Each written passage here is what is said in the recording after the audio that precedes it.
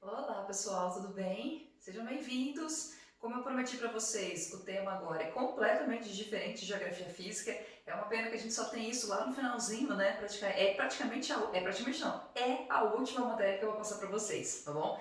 É trabalho e revoluções industriais. Não escrevi tudo revoluções industriais aqui porque eu fiquei com preguiça, tá? A verdade é essa.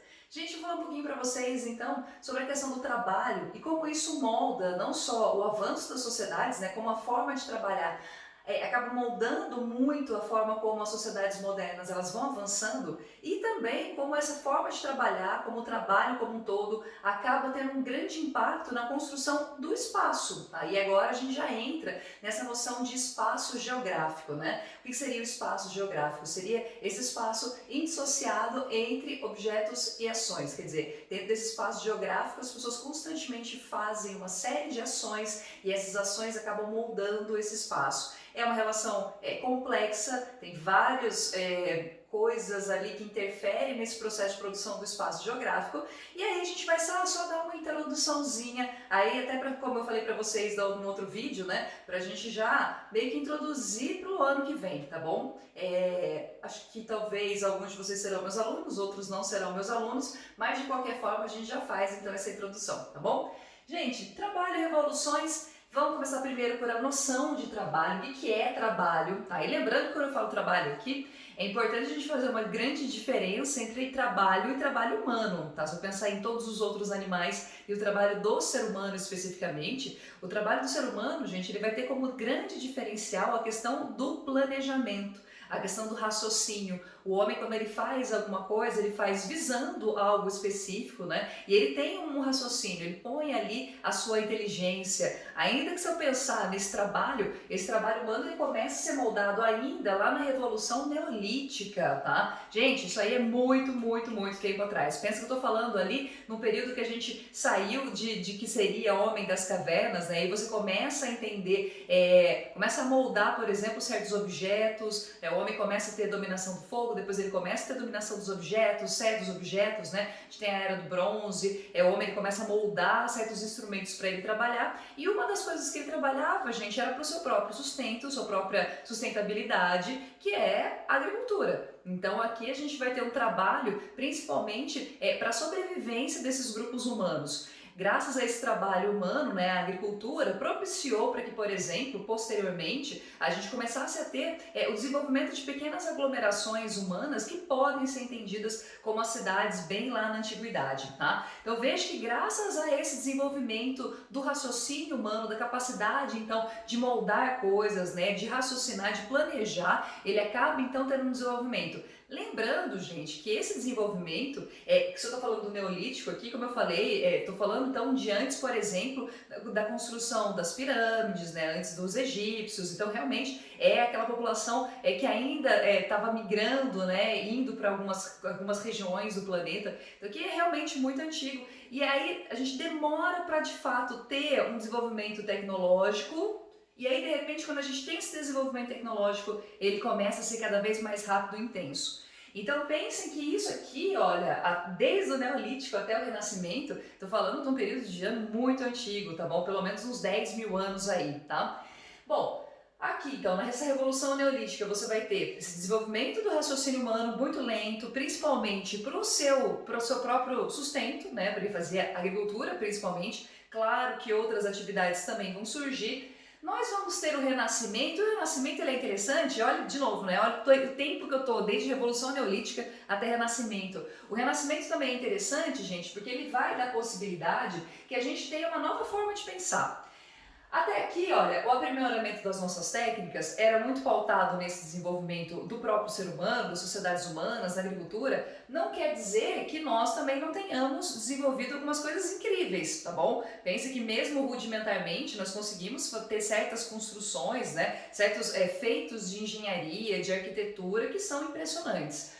Porém, quando chega o Renascimento ele vai despertar então uma nova série de filosofias ou de pensamentos. E essas filosofias, esse pensamento muito novo trazido pelo Renascimento, vai propor, entre várias coisas, lembrando que isso aqui não é o foco da aula, por isso que eu nem fiquei falando tanto disso, mas entre muitas coisas, gente, o Renascimento ele vai valorizar o raciocínio. Então aqui a gente vai ter o racionalismo, né? O ser humano ele realmente tem que pensar, muito resgate a coisa que foi proposta às vezes pelos gregos, né? A forma de pensar dos gregos, a filosofia grega. A gente vai ter muito fortemente o individualismo, então essa necessidade então, de você dar valor ao indivíduo e o indivíduo pensar nele mesmo. O hedonismo, que é essa necessidade de você satisfazer determinados... algumas necessidades físicas até talvez, né? Algumas coisas ali do agora, do imediatismo, claro que não tanto quanto hoje, mas aqui a gente já surgiu com esse pensamento.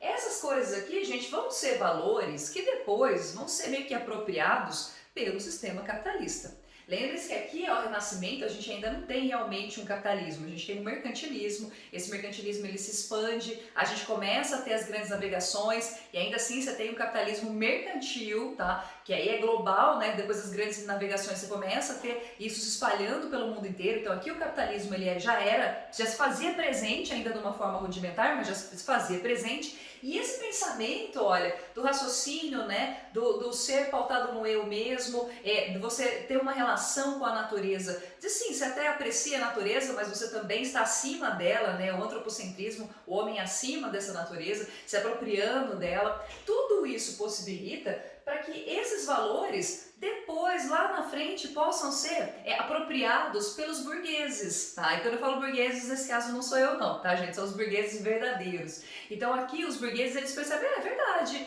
eu vou pensar em mim mesmo, você tem toda razão, é verdade, eu vou ser individualista. Quer dizer o quê? Que aí isso facilita para que você possa ganhar um dinheiro, para você enriquecer, sem pensar, na verdade, nas consequências. Ou seja, o importante é você. O importante é se você ganhar dinheiro, o importante é o seu raciocínio. Então, se isso favorece para que você enriqueça, por que não, né, gente? Vamos lá. Entre outras coisas, olha como é interessante, né? Como esse pensamento, né, do Renascimento, ele se aplicava às populações europeias, e mesmo assim, quando eu falo populações europeias, não é toda a Europa, tá? É algumas populações europeias, né? Restrito ali, essa Europa mais ocidental, e não era, digamos que, exposto ou aceito por vários outros grupos. Porque se eu pensar nos índios, por exemplo, os índios não tinham esse direito, se eu pensar nos africanos, também não tinha esse direito. Então é muito interessante, né, como é um pensamento que é focado muito na Europa, como se fosse só para eles, como se só eles tivessem esse direito.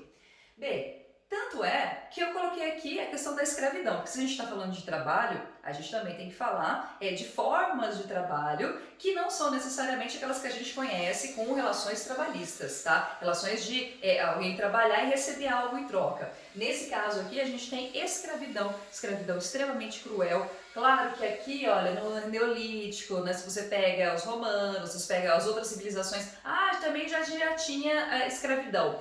Mas a escravidão pós as grandes navegações, gente, é algo assim que nunca antes tinha acontecido, numa escala gigantesca, tá? Num grau de crueldade enorme.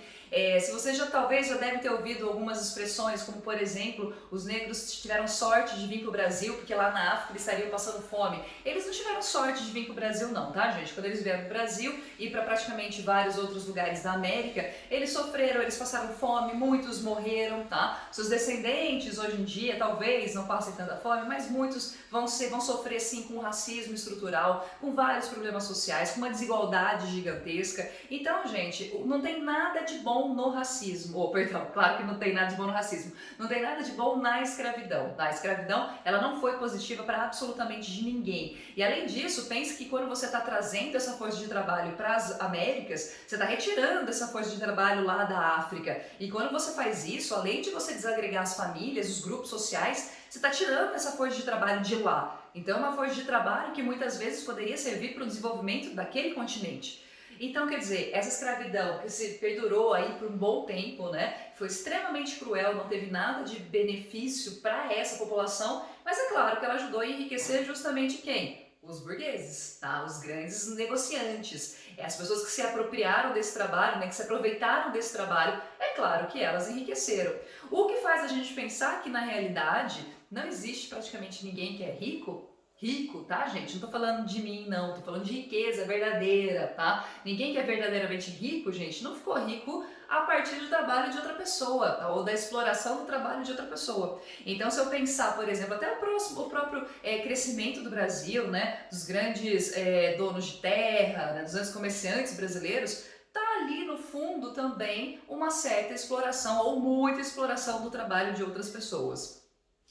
Graças a essa exploração, entre elas a escravidão, por exemplo, tirar as coisas da América, né, pegar as riquezas do continente americano, principalmente do Sul, né, América do Sul e América Central, essa riqueza enorme que foi tirada desses lugares e foi levada para a Europa, junto com a escravidão, junto com essas várias explorações, propiciou, gente, o desenvolvimento daquilo que a gente chama de acumulação primitiva. O que é uma acumulação primitiva? Digamos que é esse dinheiro que os burgueses acumularam e que possibilitaram que posteriormente eles fizessem a primeira revolução industrial, ou seja, eles começassem a investir em máquinas e um processo de produção diferente da manufatura. Então você abandona a forma de produzir com as mãos e começa a produzir principalmente a partir de máquinas. Muito bem. Esse grande resumo que eu dei para vocês, que eu espero que tenha feito sentido na cabecinha de vocês. Se quiser, se tiver alguma reclamação, algo para acrescentar, deixe recado lá para mim. Mas graças a essa acumulação primitiva, nós tivemos a primeira revolução industrial. Não é à toa que a primeira revolução industrial vai acontecer na Inglaterra, tá? Porque os ingleses fizeram uma exploração, gente, uma exploração gigantesca em praticamente o mundo inteiro, tá? Lembre-se que eles exploraram não só as Américas, eles exploraram a África, eles exploraram parte da Ásia, tá? Então, os ingleses, você tinha ali vários desses burgueses que acumularam um capital gigantesco e esse capital foi investido, então, nas primeiras indústrias. Por que chamamos de revolução? Chamamos todas elas de revolução, todas essas transformações de revoluções, porque não é uma coisa pequena, tá? E não é uma coisa pontual, que acontece só com uma pessoa ou um grupo. Na verdade, gente, ela transforma completamente a forma como as pessoas vivem. Essa revolução industrial, ela muda a noção até de tempo e espaço, porque o tempo que antes, ó, se eu tô aqui, é o tempo da natureza, é o tempo que o sol nasce, o sol se põe, né? Eu vou produzir conforme você está as estações do ano. Então aqui eu tenho todo um tempo muito mais lento, muito mais tranquilo. Aqui não. Aqui não dá tempo de você ser tranquilo, não dá para você fazer as coisas com calma. Você vai fazer as coisas conforme esse processo industrial. Então aqui as coisas são rápidas, são intensas, são dinâmicas. O tempo do trabalhador, ele não pode trabalhar a hora que ele quer, ele tem tempo para entrar, ele tem tempo para sair, ele tem um tempo mínimo, pelo menos essa primeira revolução aqui, ele vai ter um tempo mínimo para fazer tudo, suas necessidades, seu almoço, tá? Ele vai ter que trabalhar muito, jornadas de trabalho gigantescas. Lembre-se que aqui nós não tínhamos nenhuma lei trabalhista, até porque não se tinha necessidade, tá? Porque aqui se explorava mesmo, não tem importância não. Então agora começa a surgir a necessidade de você lutar por esses direitos desses trabalhadores. Porque esses trabalhadores, no primeiro momento, vão ser explorados no nível absolutamente incrível. Você vai ficar jornadas de trabalhos enormes dentro da fábrica, ambientes sujos, insalubres, acidentes de trabalho constantemente acontecendo, você vai ter crianças trabalhando e se tivesse algum acidente com qualquer uma dessas pessoas, elas ficavam desempregadas sem direito a nada. Então, de fato, na questão do trabalho, gente, a primeira revolução industrial, ela vai trazer, óbvio, alguns benefícios, mas ela também vai trazer uma série de problemas ali. Tanto é que Londres era uma cidade extremamente difícil de se viver esse primeiro processo de revolução aqui, porque era suja, porque ainda não tinha se modificado, ela não tinha se planejado, então você ainda tinha ruas que não tinha saneamento básico, né, não tinha abastecimento de água. Tudo isso, essas melhorias, né, essas coisas que se a gente vai hoje em Londres, você encontra uma cidade incrível, né, toda planejada, bonitinha, só aconteceu porque o próprio sistema capitalista exige essas melhorias, tá? Pensem bem, como é que um trabalhador que não tem como chegar no trabalho, chega sempre atrasado, ele vai render a mesma coisa? Não. Então, quer dizer, você tem que exigir que a cidade meio que dê formas desse trabalhador chegar na sua empresa. Se a cidade ela não tem uma educação formal, quer dizer, se você não tem escolas para muitas pessoas sem ter educação, analfabetas, um monte de gente analfabeta pode trabalhar em indústria? Não pode trabalhar em indústria.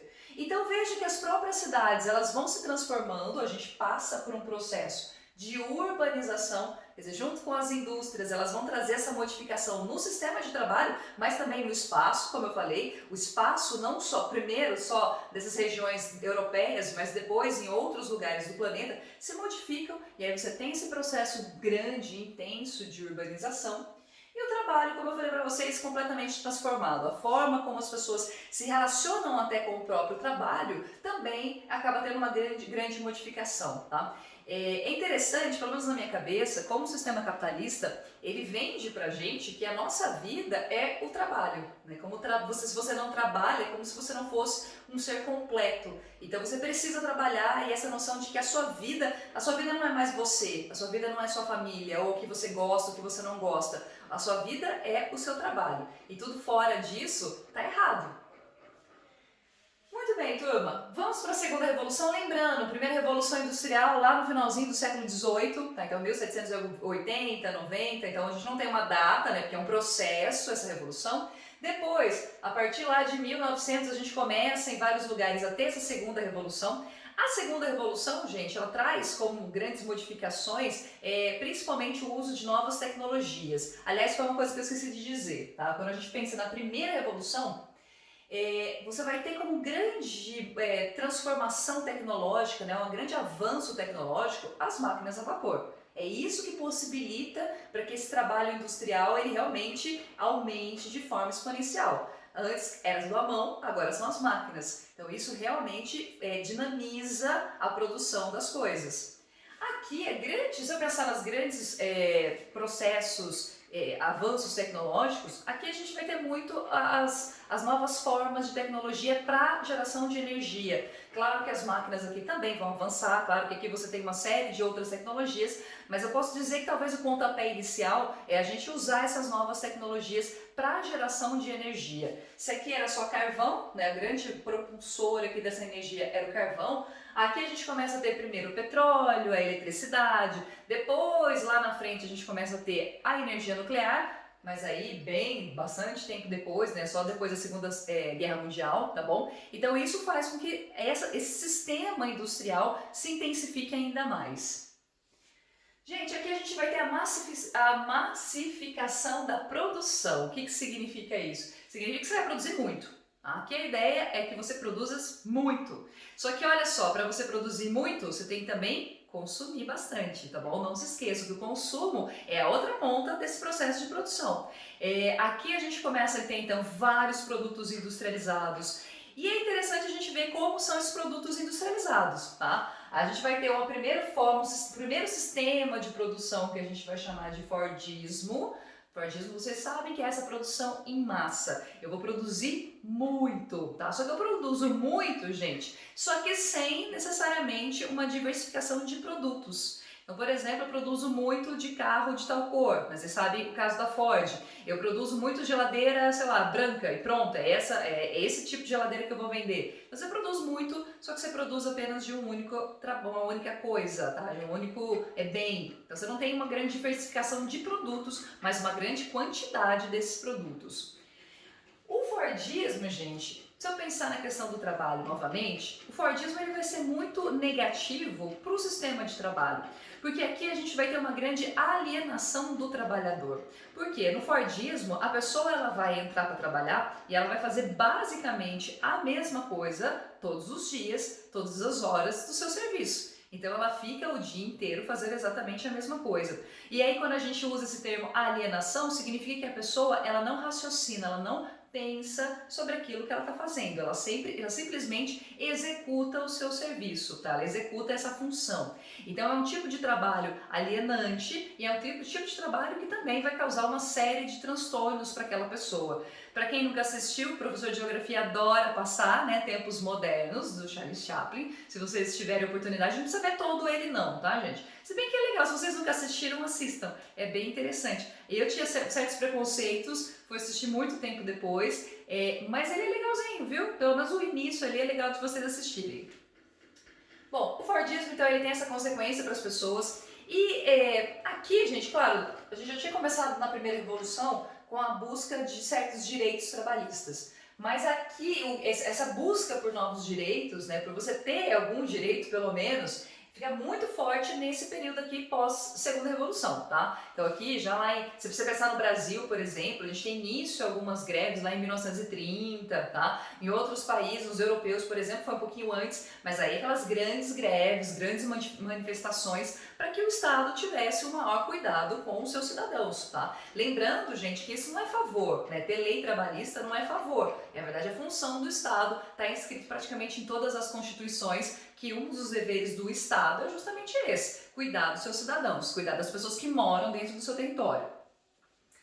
Muito bem, muito tempo depois, e realmente um bom tempo depois, tá? Porque aqui eu estou falando no início do século XX, aqui eu já estou falando de pós-Segunda Guerra Mundial, a gente começa a ter o toyotismo. O toyotismo é uma forma de se produzir completamente diferente. Se no Fordismo você produz muito, só que só de alguns tipos específicos de produto, no toyotismo é exatamente o oposto. Você vai produzir sobre encomenda, então você vai receber uma encomenda e aí que você faz, e aí você vai dar uma grande diversidade de opções para o consumidor. Então, ao invés de você produzir um carro preto, você produz talvez vários tipos diferentes de carros com várias cores diferentes. E aí você começa então a ter uma grande diversidade de produtos.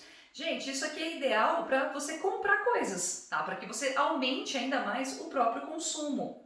Pensem bem, ó, no sistema Fordista, se você tem um produto que ele funciona bonitinho, né? Você comprou ele funciona bem, foi produzido lá, ainda que seja um sistema horrível, mas ele dura, né? É um material que dura bastante.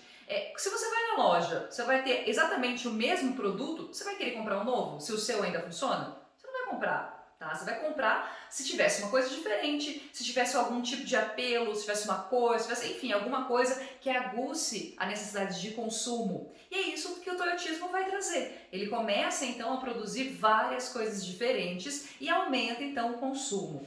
O toyotismo, gente, ele vai ser uma grande flexibilização também, não só de produzir mais coisas, mas para o próprio trabalhador, porque agora o trabalhador ele não fica só restrito a uma única função, ele na verdade pode exercer várias funções diferentes dentro desse sistema de produção e faz com que ele então possa pensar mais, tá? Você tem então essa questão do raciocínio, ele vai poder exercer aí um raciocínio, um planejamento muito maior do que se ele estivesse no sistema fordista.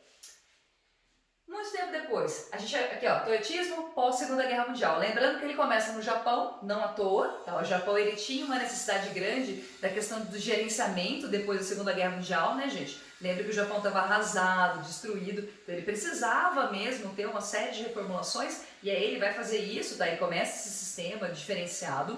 E depois, gente, a partir da década de 1970, mas mais bem fortemente 1990, a gente começa a ter a globalização. E aí é a terceira revolução industrial, tá? Essa globalização, ela modifica mais intensamente ainda, se é que é possível, a gente tem ainda outras modificações, não só na forma de se trabalhar dos seres humanos, na forma de se produzir, na forma que o próprio sistema capitalista cresce, tá, gente? Porque agora, veja bem, aqui, na primeira e na segunda, os focos de consumo das pessoas eram alguns. Como que eu quero dizer com isso? Você tinha alguns lugares que se consumia e você tinha outros lugares que se consumia menos. Então pensem, por exemplo, que Europa, Estados Unidos, Japão, países extremamente consumidores, pessoas que têm dinheiro, poder de compra e compram. O restante do mundo não tanto.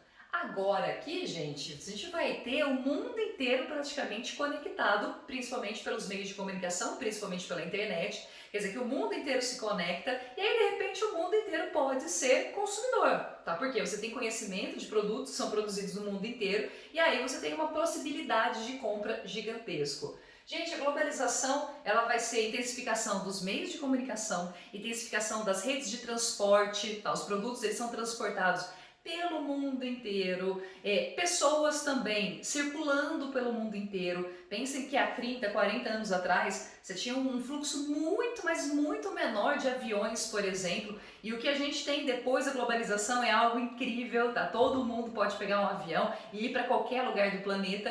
É uma passagem às vezes é cara, mas não é tão distante quanto a gente pensar no tempo atrás.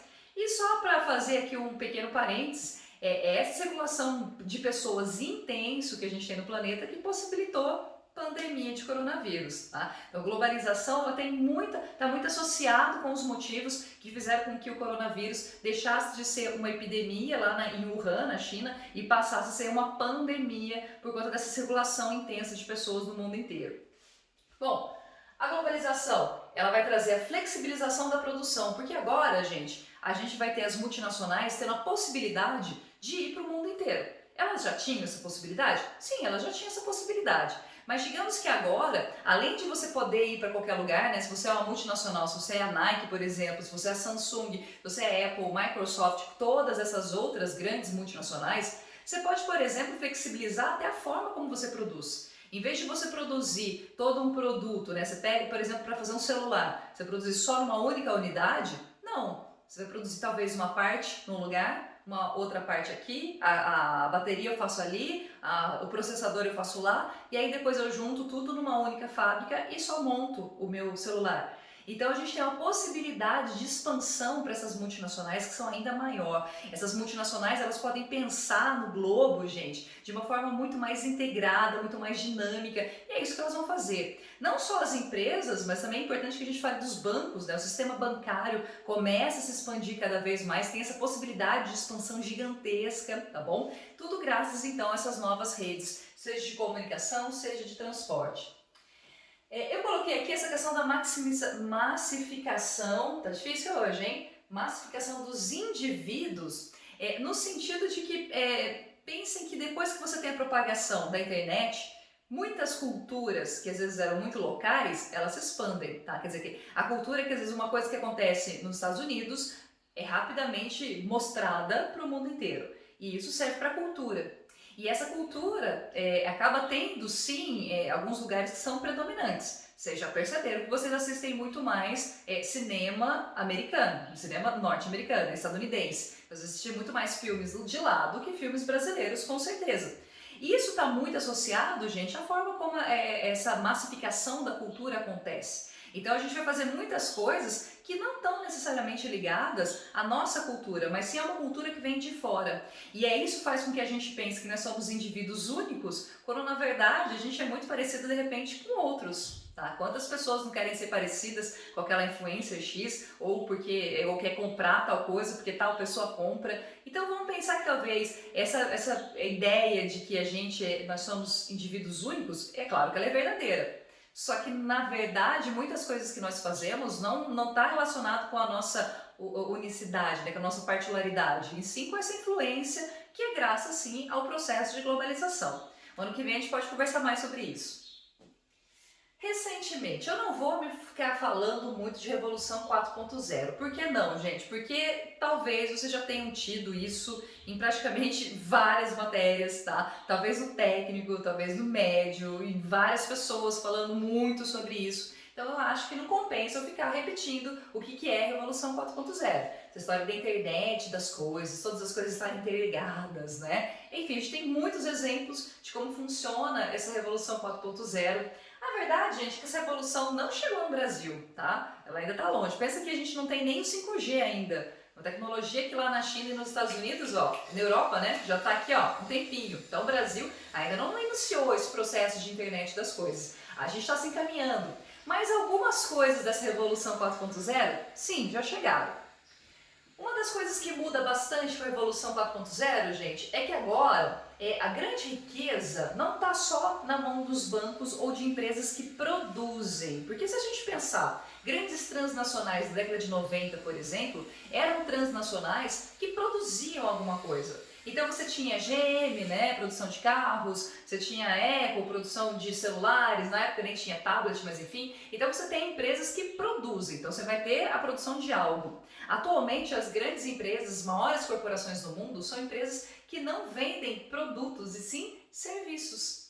Porque como você tem uma relação muito intensificada pelas redes de comunicação, isso favorece o surgimento de alguns serviços que antes não existiam. E aí entra, gente, Uber, entra Airbnb, entra Netflix, Amazon Prime, que mais? Enfim, a gente tem uma gama enorme, iFood, tá? Você tem uma gama enorme, então, desses prestadores, desses aplicativos que são para prestar serviço para as pessoas. E aí é muito interessante como muda, né? Você não está só associado aos sistema de produção, mas também ao consumo desse tipo de serviço, tá? Então isso cresce bastante e atualmente as maiores empresas são essas, as que prestam serviços e não necessariamente as que produzem alguma coisa. Pensando no trabalho, atualmente você já deve ter ouvido a expressão uberização do trabalho. A uberização do trabalho, gente, é um processo que na verdade não é de agora, ele começa ainda lá na terceira revolução industrial, que é essa flexibilização de alguns direitos trabalhistas. Por quê? E aí eu fico impressionada como o sistema capitalista ele é muito eficiente. Ele é muito eficiente em vender ideias e a gente compra essas ideias e acha que essas ideias são verdadeiras. Por exemplo, ele vendeu a ideia lá atrás de que para você ser bem sucedido você tem que ter um trabalho, tá? Você tem que trabalhar, a sua vida é o trabalho. Agora, eles vendem a ideia pra gente de que assim, se você não ser mais flexível em alguns direitos que foram conquistados duramente ao longo de várias décadas, se você não abrir mão desse trabalho, desses direitos, você não vai ter trabalho. E aí você abre mão de uma série de direitos que foram adquiridos com muita luta, então você acha que não, porque ele vai falar assim, olha, se a gente tiver tantos direitos, se os trabalhadores tiverem tantos direitos, esses direitos para os grandes empresas, para os grandes empresários, é na verdade uma coisa muito onerosa, ou seja, custa muito dinheiro. Então, se você flexibilizar essas leis trabalhistas, isso acaba facilitando para o empregador, para o grande empresário, e aí ele vai empregar mais pessoas, porque é mais fácil, é mais barato. Então, se é mais barato empregar, então eu vou empregar mais. Olha que coisa bonita, né? Quando fala assim, a gente até acredita, não acredita? Pois é, só que é uma mentira, tá? Contaram isso pra vocês, só que isso não é verdadeiro. E a prova tá no Brasil, a prova tá em nós. A gente fez uma reforma trabalhista o ano passado, uma reforma trabalhista que tem, digamos que não cortou tanta coisa quanto poderia cortar, ainda bem, né? A gente teve uma resistência aí, mas que a ideia era essa, né? Você vai então facilitar para as empresas para que elas consigam contratar e mandar as pessoas embora mais facilmente, para que elas não tenham tanto custo, porque coitado do empresário, né? É muito gasto para ele. E aí aumenta e ele consegue empregar mais pessoas. Gente, isso aconteceu no Brasil ano passado e a gente continua com o número de pessoas desempregadas no Brasil só aumentando. Atualmente a gente está lá na casa dos 14 milhões de pessoas no Brasil que estão desempregadas. Talvez alguns de vocês falem para mim, mas isso aí é resultado da própria pandemia. Como a gente teve pandemia, você teve sim pessoas que foram mandadas embora. Sim. Só que essa reforma, gente, ela já deveria ter funcionado, ela já deveria ter mostrado resultado, mas mesmo antes da pandemia, não tinha nenhum resultado positivo nesse número de desempregados que a gente tem no Brasil. O que aconteceu é que muitas pessoas elas saíram da fila do desemprego, quer dizer, elas não procuraram mais emprego porque elas foram nesse processo de uberização, de você fazer determinados tipos de serviços que você não tem de fato nenhuma garantia legal. Por exemplo, os entregadores de iFood, né, os caras que trabalham no Uber, por isso daí vem o nome uberização do trabalho. São pessoas, gente, que não tem nenhuma garantia legal de nada. Se elas sofrem um acidente, elas não têm direito a nada. Se elas precisam se aposentar, só se elas tiverem uma aposentadoria privada, porque elas não recolheram nada, né? Elas não têm direito a nada. Então é uma forma de você totalmente informalizar esse trabalhador de uma forma que ele deixa de ter qualquer direito. E aí você tem trabalhos que são remunerados, então não são escravos, são remunerados, só que esse trabalhador ele recebe muito pouco, ele trabalha muito, ele é extremamente mal remunerado e ele não tem direito a coisa quase nenhuma, tá? Então por isso que é a precarização máxima do trabalho, é você precarizar o trabalhador num tanto que ele dificilmente ele vai ter uma condição de ascensão, né? Dificilmente ele vai conseguir realmente ter uma melhoria do seu trabalho, das suas condições de vida, tá bom? Daí essa história da uberização, essa informalidade máxima do trabalhador. Aí eles também vendem outra mentirinha, que eu não digo que é mentirinha, porque até acho que para algumas pessoas funcionam, que é a questão do empreendedorismo. Eles vão falar assim, olha, você está desempregado? Seja empreendedor. Venda produtos, sei lá, venda Jequiti para você sustentar a sua família, tá? Vai trabalhar como Uber nas horas vagas, tenha 2 empregos, trabalhe como Uber e assim você pode enriquecer. Amores, ninguém vai enriquecer assim não, tá? A pessoa ela pode sobreviver, ela pode, sei lá, ter um certo ganho, mas rico, ela não vai ficar, tá bom? Isso não é empreendedorismo. Até acho que o empreendedorismo ele pode funcionar, algumas pessoas têm algumas ideias muito boas, colocam em prática, excelente. Mas falar que a pessoa trabalhar como Uber é empreendedorismo, entregar iFood é empreendedorismo, gente, é uma grande mentira, tá? De novo, é o sistema capitalista inventando coisas que a gente acredita. A gente não, que eu não acredito, mas algumas pessoas vão lá e acreditam. Só mais um detalhe sobre essas reformas trabalhistas, de fato, aqui no Brasil a gente tem algumas coisas muito caras, mas eu quero lembrar vocês que essas reformas trabalhistas, quando a gente fala do pequeno empresário, tem uma grande diferença para o grande empresário, tá, gente? E esse grande empresário, que de repente ele tem mais facilidade para fazer certas coisas, ele em si não aumentou o número de empregados que ele consegue empregar, ele não consegue aumentar o seu número de funcionários. Os pequenos, talvez tivesse mais incentivo para os pequenos empresários no Brasil, porque de repente muitos de vocês falam assim, meu pai tem um comércio e é muito caro para eu mandar alguém embora. Sim, às vezes o pequeno comerciante, ele pode ter dificuldade com essas leis trabalhistas, mas o que a gente poderia fazer é incentivar justamente esses pequenos e médios empresários no Brasil, porque esses não são os ricos verdadeiros, tá, gente? A gente tem uma gama de pessoas que são realmente ricas e essas não aumentaram nada, essas querem reforma trabalhista sim, para ter muito menos gasto e assim por diante. Ufa! Acho que eu falei um pouco rápido. É que esse tema eu acho bem legal, eu gosto bastante dele. Espero que vocês tenham gostado também, tá? Como eu falei pra vocês, esse aqui vai ser a nossa última matéria, o último vídeo que eu provavelmente vou fazer pra vocês. Eu acho que a gente ainda tem um encontro, eu vou tentar fazer um encontro com vocês com o Meet ainda, mas pelo menos como vídeo, esse é o último que eu vou propor, tá? Se vocês olharam lá o título no Classroom, eu vou colocar aula mais avaliação. Por quê? Porque aqui eu já vou mostrar para vocês qual vai ser a nossa prova, tá, gente? Já vou passar para vocês, porque talvez o que eu passo para vocês vai demandar um tempinho, que não vai ser nada difícil, mas que talvez demande um tempo. Então, por isso que eu já vou propor agora, para que vocês tenham um tempo hábil para me entregar, tá certo? O que vocês vão ter que fazer? Qual que vai ser a avaliação final? Como é que vocês vão tirar a nota final? Gente, vocês vão ter que fazer para mim um vídeo. Olha, que legal! Alguns de vocês devem estar me odiando nessa hora. Não tem importância, tá? Faz parte desse processo, dessa relação professor-aluno, tá bom? Eu vou querer, gente, que vocês se organizem em grupos. Grupos de no máximo 5 ou 6 pessoas. 6, 5, 6 é muito. 5 pessoas. Grupos de 5 pessoas. E vocês vão fazer um vídeo da forma como vocês quiserem, tá? Eu não vou estipular tempo mínimo, mas vou estipular tempo máximo de até 5 minutos, tá? Porque eu também não quero ficar assistindo um monte de vídeo de vocês, porque imagine quantos vídeos eu vou receber, tá? Então, no máximo, 5 minutos. O que vocês vão ter que me mostrar nesses 5 minutos? Eu quero que vocês me mostrem alguma tecnologia, qualquer uma, de qualquer revolução industrial.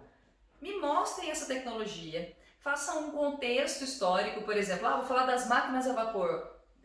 É um exemplo, mas eu não quero que vocês usem esse não, tá? Tem outros muito mais interessantes. E aí vocês vão mostrar pra mim por que ela é revolucionária, o que ela fez, qual foi o contexto, como ela funciona, tá? E pra que ela serviu. Pronto, coisas básicas. Pode ser da primeira revolução, pode ser da segunda, alguma forma, por exemplo, de geração de energia. Na terceira, a gente tem várias, porque a gente tem a questão da tecnologia de informática, né? A gente tem o computador surgindo aqui, então pode ser alguma coisa aqui na terceira, ou pode ser até alguma tecnologia da quarta revolução industrial. Quero saber então, que vocês me mostrem a tecnologia, deem um contexto histórico, mostrem como ela funciona e a importância, a relevância dela nesse período em que ela surgiu, tá bom? E, gente, aqui tem coisa pra caramba, hein? Dá pra vocês, pensar aí numa forma bem criativa, bem interessante, acho que dá pra vocês se divertirem bastante. O vídeo, todas as pessoas do grupo têm que apresentar, tá bom? Toda a carinha de todo mundo tem que aparecer, até porque tem uns que eu nem lembro mais a cara de vocês, tá? Então eu quero a carinha de todos vocês.